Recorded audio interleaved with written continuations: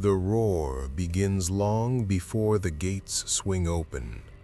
50,000 voices, senators in purple-bordered togas, plebeians in rough wool tunics, women shielding their faces with parasols, children perched on shoulders, merge into a single thunderous wave that vibrates through the massive stone of the Flavian amphitheater. The air is thick with the mingled scents of sweat, cheap perfume from street vendors, roasted meat skewers sold in the stands, and something sharper, more metallic, the copper tang of blood already spilled that morning. You sit in the tiered seating, a citizen of the greatest empire the world has ever known, your toga carefully draped, your eyes fixed on the yellow sand below. The arena floor has been raked smooth, concealing yesterday's dark stains beneath a fresh layer of fine dust. Beneath your feet, hidden from view, lies the hypogeum, a labyrinth of wooden elevators, ramps, winches, and cages where slaves and engineers wait to send men, beasts, and elaborate scenery surging upward into the sunlight.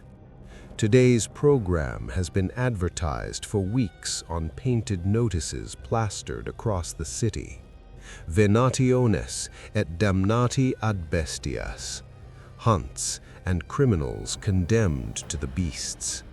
But everyone understands the true attraction, the Christians. They refuse to burn incense before the emperor's genius. They refuse to swear by his divine spirit.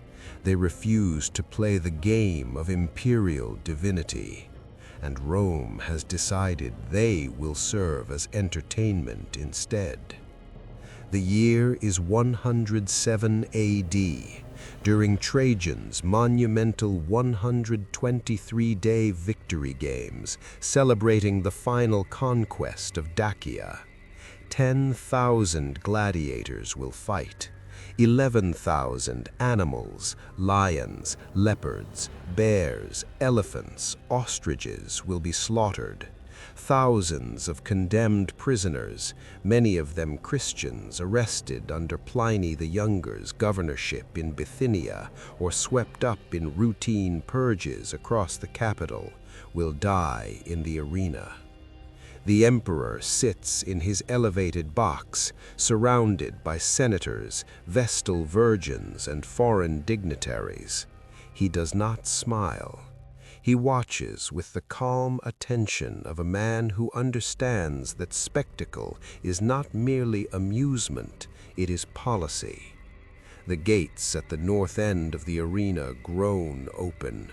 A fanfare of trumpets slices through the din. From the dark tunnels of the hypogeum, slaves armed with whips and firebrands drive forward the first group. 23 men and women in coarse tunics of undyed wool, hands bound behind their backs, necks linked by short chains.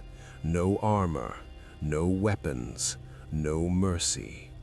The crowd leans forward as one. Some cheer, some jeer. A few, quietly, almost secretly, pray. The Christians do not beg for their lives. They do not scream or curse their captors. Instead, they lift their eyes to the sky and begin to sing. A simple hymn in Greek and Latin rises above the noise of the arena. Christus vincut, Christus regnat, Christus imperat. Christ conquers, Christ reigns, Christ commands. The lions are released next.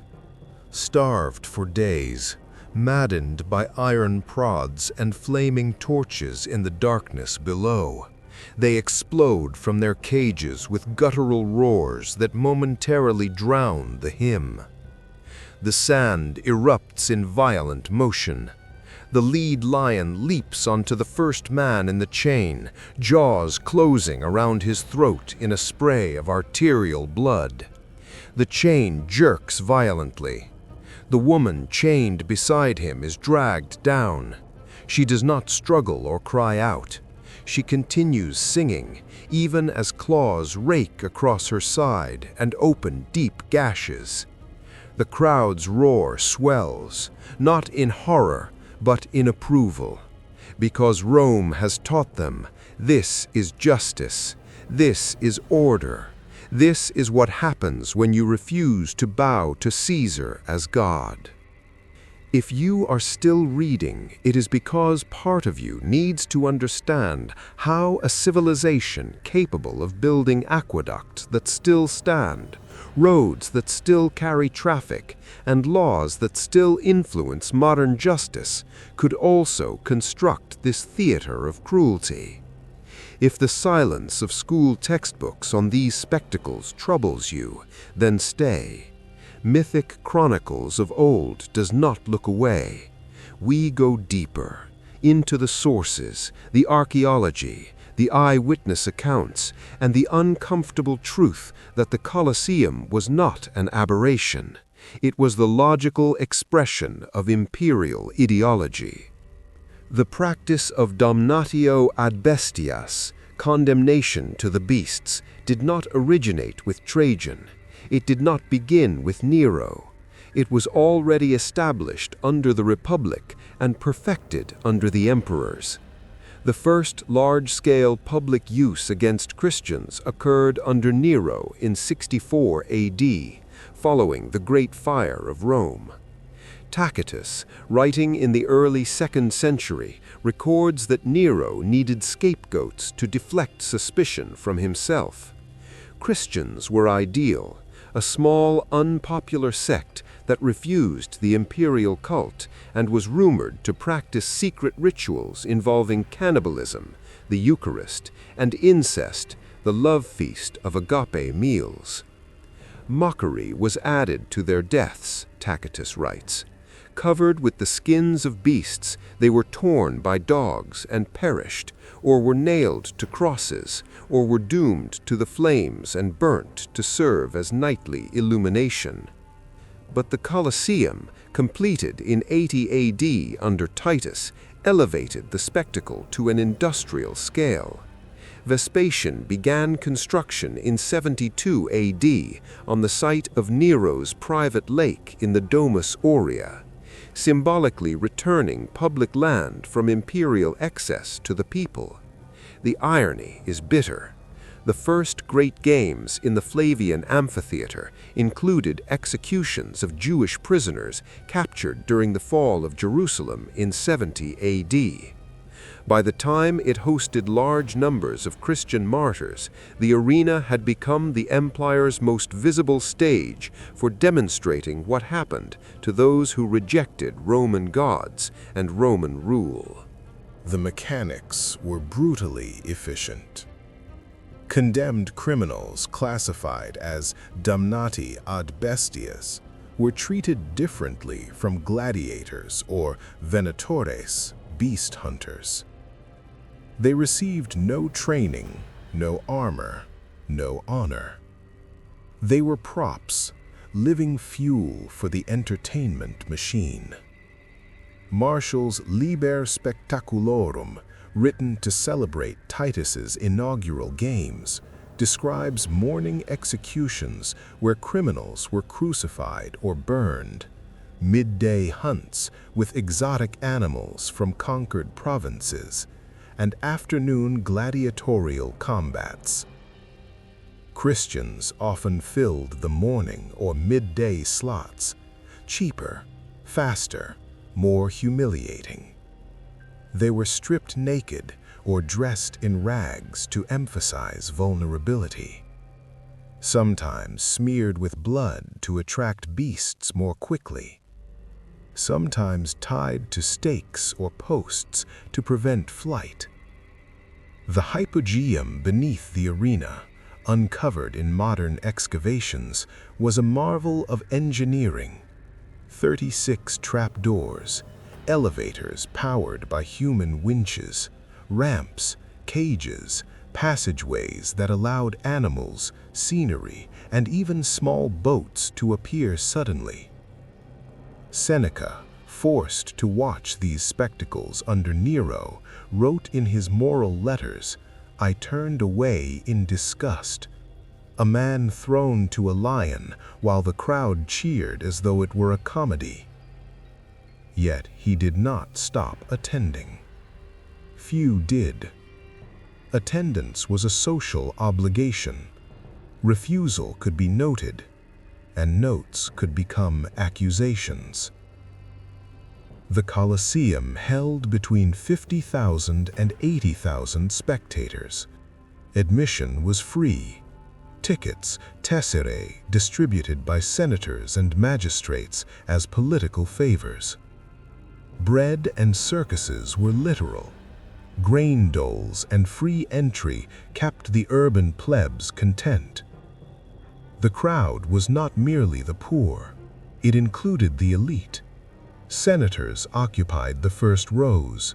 Equites, knights, sat behind them. Women had separate sections. Emperors watched from the imperial box.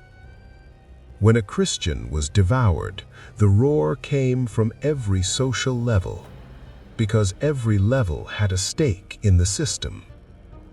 Christians were accused of atheism, refusing state gods, treason, refusing to sacrifice for the emperor's health, incest, misunderstood love feasts, cannibalism, Eucharist, and immorality. Pliny the Younger, as governor of Bithynia in 112 AD, wrote to Trajan asking how to handle them. Trajan's reply became official policy. Do not hunt them actively, but if accused and convicted, punish them, unless they recant by sacrificing to the gods and the emperor's image. Recantation was public. In the arena, Christians were often given one final chance. A statue of the emperor or a small altar was brought forward. Offer incense, swear by the genius of Caesar. Most refused. Some, under torture or fear, complied and were released. Those who refused were sentenced immediately. The beasts were released, or they were burned alive, or crucified, or forced to fight as unwilling gladiators against trained killers. The crowd's reaction was an integral part of the punishment. Christians who died bravely were mocked as stubborn fanatics. Those who wavered or recanted were laughed at as weak. Either way, the message was the same: resistance is futile. Yet something unexpected happened. The martyrs did not die in silence. They died singing. They died praying. They died forgiving.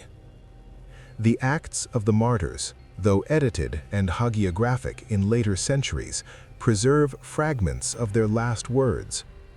Ignatius of Antioch, led to Rome for execution around 107 AD, wrote to the Christians there, "Let me be food for the wild beasts. I am God's wheat, ground by the teeth of beasts, to become pure bread for Christ." Perpetua and Felicitas, executed in Carthage in 203 AD during Septimius Severus's reign, recorded in their prison diary visions of victory. Perpetua saw a golden ladder to heaven, guarded by a dragon, yet she climbed. In the arena, she was thrown to a mad cow, then finished by a gladiator. The crowd watched in silence as she helped guide the blade to her throat, ensuring a quick death. These were not isolated incidents. Polycarp, bishop of Smyrna, was burned alive in 155 AD.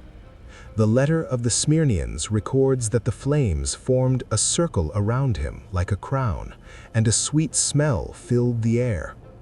The proconsul offered him one last chance to curse Christ. Polycarp replied, 86 years I have served him, and he never did me wrong. How can I blaspheme my king who saved me? The crowd demanded beasts.